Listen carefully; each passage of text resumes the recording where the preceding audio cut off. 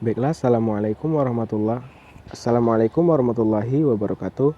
Sebelumnya perkenalkan, nama saya Ihsan Yazwi dengan NIM C1C0211195. Pada video kali ini saya akan mempresentasikan materi ke-13 pada mata kuliah perpajakan 1. Langsung masuk saja ke materi yang pertama, yaitu tentang PPN.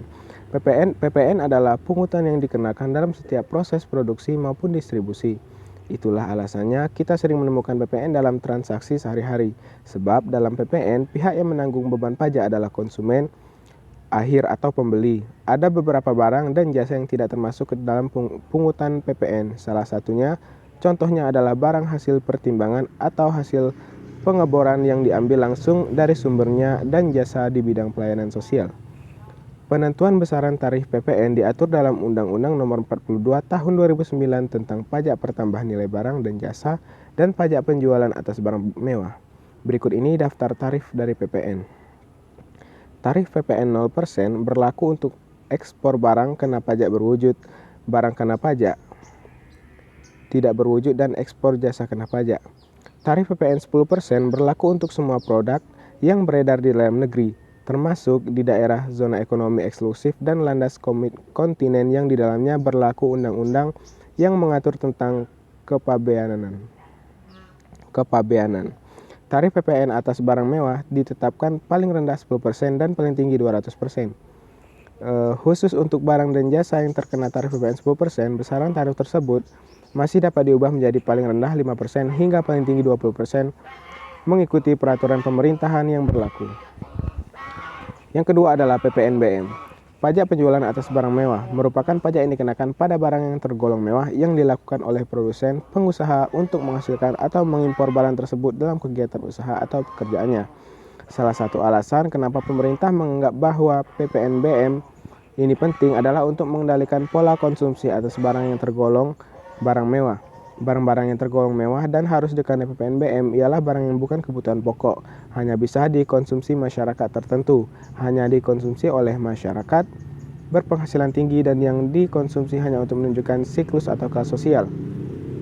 Menurut Pasal 8 Undang-Undang Nomor 42 Tahun 2009, tarif pajak penjualan atas barang mewah ditetapkan paling rendah 10% dan paling tinggi sebesar 200%. Jika pengusaha melakukan ekspor barang kena pajak yang tergolong mewah, maka akan dikenakan pajak dengan tarif sebesar 0%. Yang ketiga adalah PBB, pajak bumi dan bangunan. Merupakan pungutan atas tanah dan bangunan yang muncul karena adanya keuntungan dan atau kedudukan sosial ekonomi bagi seseorang atau badan yang memiliki suatu hak atasnya atau memperoleh manfaat daripadanya. Contoh objek bumi adalah sawah, ladang, kebun, dan lainnya. Contoh objek bangunan adalah rumah tinggal, bangunan usaha, gedung bertingkat, dan lainnya. Subjek pajaknya adalah orang pribadi atau badan yang mempunyai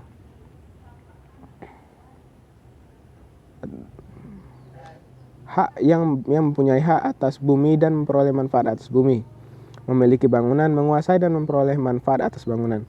Namun, objek pajak tersebut harus memiliki kriteria tertentu yang tercantum dalam Undang-Undang Nomor 12 Tahun 1994 tentang pajak bumi dan bangunan, yaitu objek yang digunakan hanya untuk kepentingan umum di bidang ibadah, sosial, kesehatan, pendidikan, dan kebudayaan nasional yang tidak mencari keuntungan.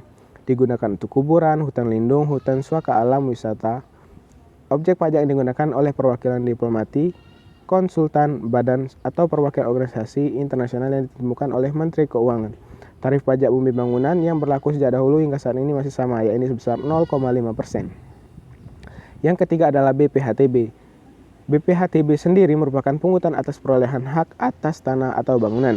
Pungutan ini ditanggung oleh pembeli dan hampir mirip dengan PPh bagi penjual, sehingga pihak penjual dan pembeli sama-sama memiliki tanggung jawab untuk membayar pajak. Keberadaan BPHTB ini dikenakan kepada pribadi atau badan karena perolehan hak atas tanah dan atau bangunan merupakan perbuatan atau tindak hukum yang mengakibatkan diperolehnya hak atas bangunan oleh pribadi atau badan. Tarif pajak 5% dikali dasar pengenaan pajak NPOP dikurang NPOP TKP. Seperti diketahui, biasanya NPOP TKP di masing-masing wilayah berbeda-beda.